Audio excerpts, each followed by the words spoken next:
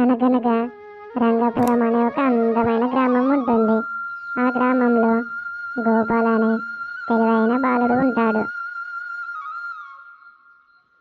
గోపాల్ యొక్క తండ్రి పేరు రామయ్య. రామయ్య తన వ్యవసాయ పనులు చేసుకుంటూ ఉండేవాడు. గోపాల్ వారి యొక్క గ్రామస్తులతో చాలా ఆప్యాయంగా ఉండేవాడు. అతడు ఖాళీ సమయం ఉన్నప్పుడల్లా తన యొక్క తండ్రికి వ్యవసాయ పనుల్లో సహాయం చేస్తూ ఉండేవాడు.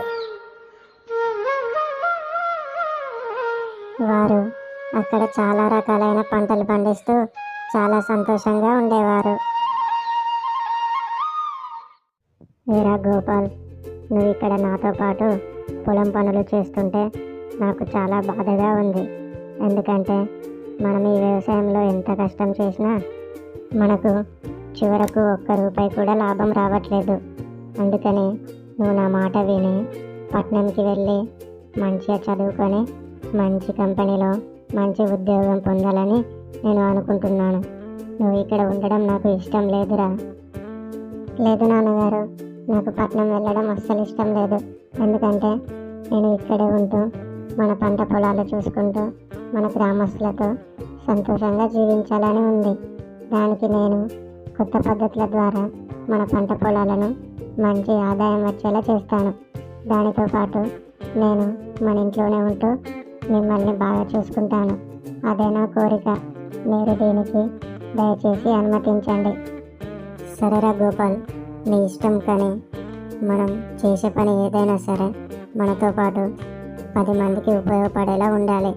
దానికి నువ్వు ఏం చేస్తావో తెలీదు, కానీ మనతో పాటు మన గ్రామం కూడా మంచి అభివృద్ధిలో ఉండేటట్టు మాత్రం నువ్వు చేయగలిగితే చాలు. అప్పటి నుండి గోపాల్ తన యొక్క తండ్రితో కలిసి ప్రతిరోజు కూడా వ్యవసాయ పనులకు వెళ్ళేవాడు. అలా వారి గ్రామంలో ఆ పంటలు చాలా బాగా పండేవి. అలాగే ఆ గ్రామస్తులందరూ కూడా చాలా సంతోషంగా జీవించేవారు.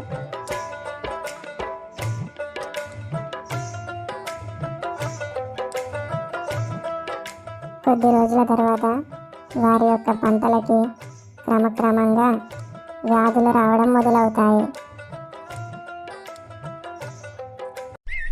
రామయ్య, మన పంటలకి ఏమైందో తెలియట్లేదు. అసలు వాటికి ఏమయ్యాయి? అవి క్రమక్రమంగా పచ్చని పంట పొలాలు ఎండిపోతున్నాయి. దానికి కారణం ఏంటై ఉంటుంది? మనం అలాగే ఉంటే పంటల్లో చాలా నష్టాలు వస్తాయి.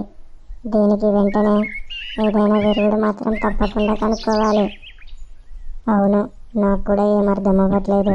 పంట పొలాలు క్రమక్రమంగా ఎండిపోతున్నాయి. మనం దీనికి వెంటనే పరిష్కారాన్ని కనుక్కోవాలి. లేదంటే మన గ్రామస్తులందరికీ కూడా చాలా నష్టాల పాలవుతాం. దీన్ని పరిష్కరించాలంటే ఒకటే మార్గం. మనందరం కలిసి గోపాల్ దగ్గరికి వెళ్దాం పదండి. అలా వాళ్ళందరూ కలిసి గోపాల్ దగ్గరికి వెళ్తారు.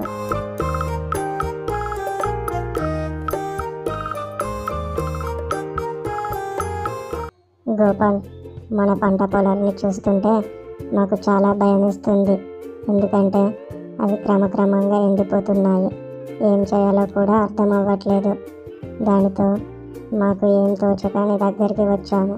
దీనికి నీ దగ్గర ఏదైనా పరిష్కారం ఉందా? ఎందుకంటే మనం దీనిని త్వరగా పరిష్కరించుకోవాలి, లేదంటే నష్టపోవాల్సి వస్తుంది. అవునవును, నేను కూడా అది విన్నాను. అసలు మన పంటలకి ఇంతకుముందు ఇలా ఎప్పుడూ అవ్వలేదు. ఇలా ఎందుకు అయ్యాయో మనం తప్పకుండా తెలుసుకోవాలి. దీనిని ఎంత త్వరగా పరిష్కరిస్తే అంత మంచిది. లేదంటే మన గ్రామస్తులందరూ కూడా చాలా రకాలుగా నష్టపోవాల్సి వస్తుంది. దీనిని నేను కనుక్కుంటాను. మీరు ఏం కంగారు పడాల్సిన అవసరం లేదు. కంగారు పడకండి. అవును గోపాల్, దీనిని నువ్వే ఎలాగైనా త్వరగా పరిష్కరించాలి. లేదంటే చాలా నష్టపోవాల్సి వస్తుంది. మేము చాలా అప్పును తీసుకొచ్చి ఈ పంటను వేశాం. మేమందరం కూడా ఈ పంటపైనే ఆధారపడి బతుకుతున్నాము. దీనిని ఎలాగైనా త్వరగా పరిష్కరించుకోవాలి. అలాగే చేద్దాం. మీరు మాత్రం ఏమాత్రం కూడా కంగారు పడకండి. ఎందుకంటే కంగారు పడితే మనం చేయాల్సిన పనిని కూడా సరిగ్గా చేయలేకపోతాం. కాబట్టి మీరందరూ కూడా జాగ్రత్తగా ఉండి ఆ పంటను ఇప్పటికైతే సంరక్షించుకుంటూ ఉండండి. నేను వెళ్ళి ఆ పంటకి ఏమైందో తెలుసుకొని వస్తాను. అప్పుడు గోపాల్ పంట పొలాలకి వెళ్ళి ఆ పంటలకు ఏమైందో చూసుకొని వస్తాడు. గోపాల్ ఇంటికి వచ్చాక కూడా ఆ పంటను ఎలా రక్షించుకోవాలో ఆలోచిస్తూ ఉంటాడు. అంతలోనే వారి యొక్క గ్రామానికి వ్యవసాయ శాస్త్రవేత్త క్యాంపు కోసమని అక్కడికి వస్తుంది. ఏమండి, నేను ఈ రంగాపురం గ్రామానికి కొత్తగా వచ్చాను. నా పేరు జానకి. నేను ఒక వ్యవసాయానికి గురించి సంబంధించిన క్యాంపు కోసం ఇక్కడికి వచ్చాను. నేను మీ గ్రామంలో పంట పొలాలకి ఏదైనా సమస్య ఉంటే వాటిని వెంటనే పరిష్కరిస్తాను. ఏమైనా ఉందా? అవునా జానకి, మీరెవరో తెలియదు కానీ మా గ్రామానికి ఒక దేవత వచ్చినట్టు అనిపిస్తుంది. ఎందుకంటే గత కొన్ని రోజుల నుండి మా పంట పొలాలు ఎండిపోతున్నాయి. దీని గురించి గోపాల్ అనే మా గ్రామస్తుడు ఉన్నాడు. తన దగ్గరికి తీసుకువెళ్తా పదండి. ఏమండి గోపాల్, నా పేరు జానకి.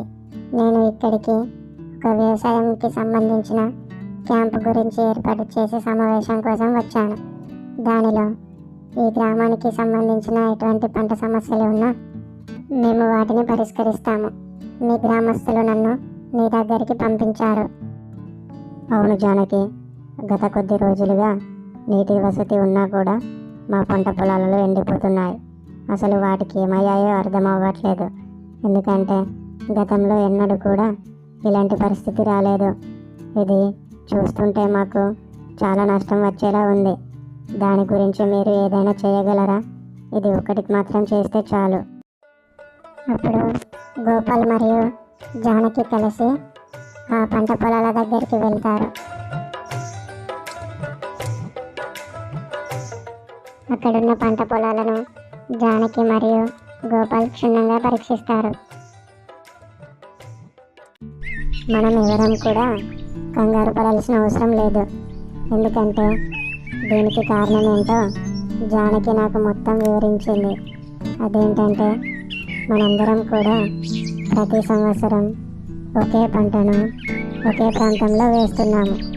దానివల్ల ఇటువంటి వ్యాధి వచ్చింది, అంతే, వేరే ఏదీ లేదు.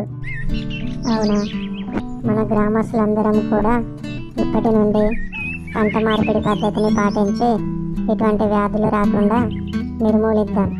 ఎందుకంటే ఇటువంటివి వచ్చినప్పుడు మన పంట పొలాలు ఎండిపోయి మనకు తీవ్ర నష్టం వస్తుంది. ఇప్పటి నుండైనా ఒకే ప్రాంతంలో ఒకే పంటను వేయకుండా పంట మార్పిడిని చేద్దాం.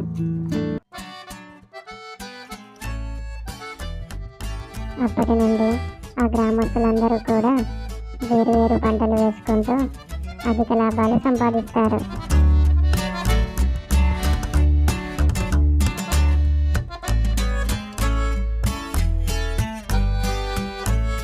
అమ్మ జానకి, మీరిద్దరు కూడాను మన పంట పొలాలకి ఏమైందో క్షుణ్ణంగా పరీక్షించి వాటిని ఎలా నిర్మూలించాలో మా గ్రామస్తులందరికీ చెప్పినందుకు మీకు ఎల్లప్పుడూ కృతజ్ఞతనే ఉంటాను. ఇలాంటి పరిస్థితి ముందు కూడా రాకుండా తగు చర్యలను చేపడదాం. మీ ఇద్దరి వల్లే మా గ్రామానికి చాలా లాభాలు వచ్చాయి. ఇది చేయడం మా యొక్క బాధ్యత. ఎందుకంటే మన గ్రామాన్ని, మన పంట పొలాలను మనందరం కూడా ఐక్యమత్యంగా కాపాడుకోవాలి. అలాగే మన యొక్క వనరులను కూడా అంతే జాగ్రత్తగా కాపాడుకోవాలి. ఎందుకంటే అవే మన పంట పొలాలకి ముఖ్య ఆధారం, మన పంటలకి కూడా. అప్పటి నుండి ఆ గ్రామస్తులు పంట పొలాల ద్వారా చాలా దిగుబడి పొంది సంతోషంగా ఉంటారు. ఈ కథ మీకు నచ్చినట్టయితే దయచేసి లైక్ బటన్ నొక్కి సబ్స్క్రైబ్ చేసుకోండి.